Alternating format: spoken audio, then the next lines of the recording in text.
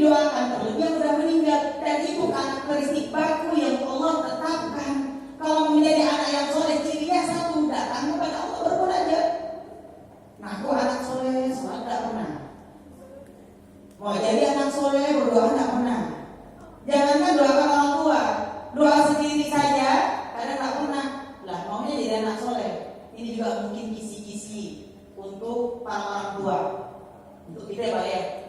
Bagaimana anak soleh yang Allah maksudkan? Dan orang tua ditantang bagaimana menjadikan anaknya anak yang soleh dengan karakteristiknya, dengan ciri-cirinya. Anak itu datang kepada Allah, beribadah kepada Allah, dan berdoa kepada Allah. Dan salah satu doanya, dia mintakan ampun untuk kedua orang tuanya. Tapi kalau misalkan anak tidak pernah sholat, kisah-kisah sudah. Berarti karakter ciri anak soleh itu belum ada. Dan ini PR. Dan andai kan ada yang di sini masih malas berdoa, sholat, kami sholat, sholat pun tak ada terpaksa. Mau bangun misalkan sholat tahajud, misalkan mungkin lebih hama, lebih teratur dibangunkan untuk tahajud. Ada yang sekarang melepaskan syarat, habis salam selesai.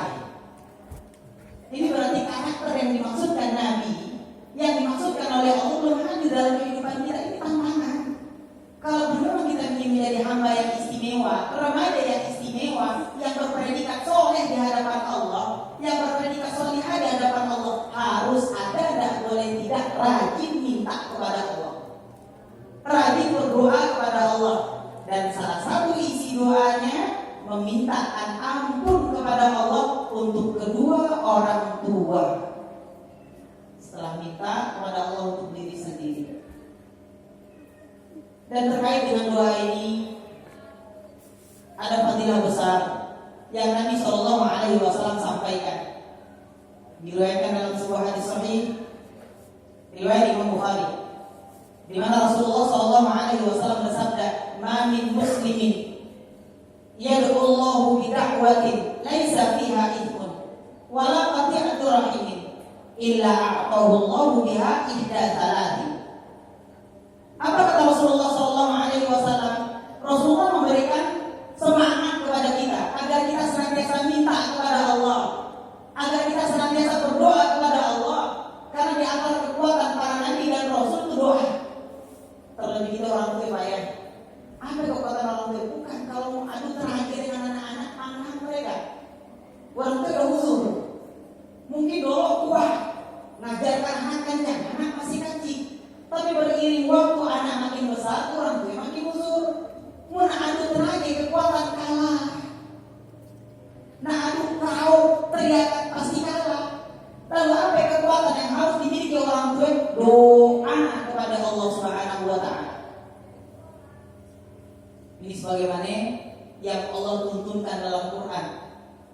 Dalam Quran surah Maryam, para ulama menjelaskan siapa sebenarnya sosok Maryam yang Allah angkat dalam Quran, bahkan Allah jadikan sebagai salah satu nama surat.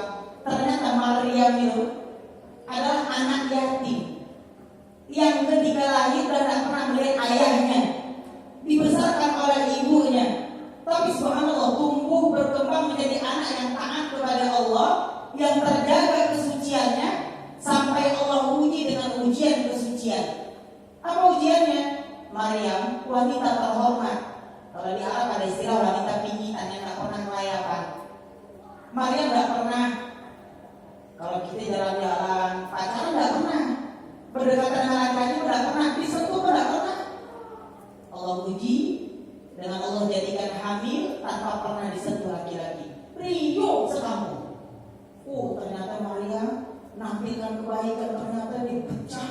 Itu anak siapa yang dikandungi? Kan gitu ya. Orang-orang yang berpenyakit hatinya menyebarkan desas-desus sampai Allah berikan kabar gembira bahwasanya anak yang ada dalam ini perutnya Maryam merupakan kehendak Allah Subhanahu wa Ta'ala. Sebagaimana disebutkan Rasulullah ada dua bayi yang sepanjang zaman kehidupan itu bisa ngomong sejak lahir. Siapa yang pertama? Bayi yang ada dalam perjalanan hidupnya Juraij. Ketika Juraij difitnah berzina dengan wanita pezina, dengan dibawakan janin yang masih lengkap dengan hari-harinya, dia ini anaknya Juraij.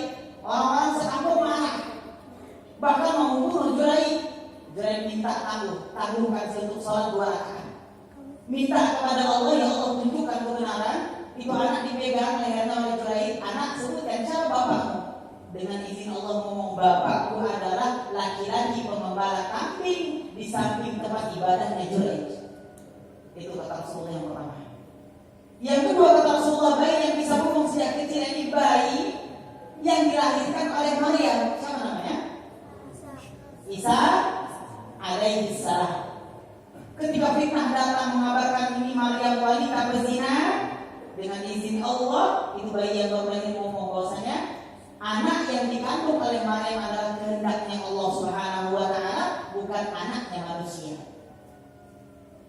Ada yang menarik,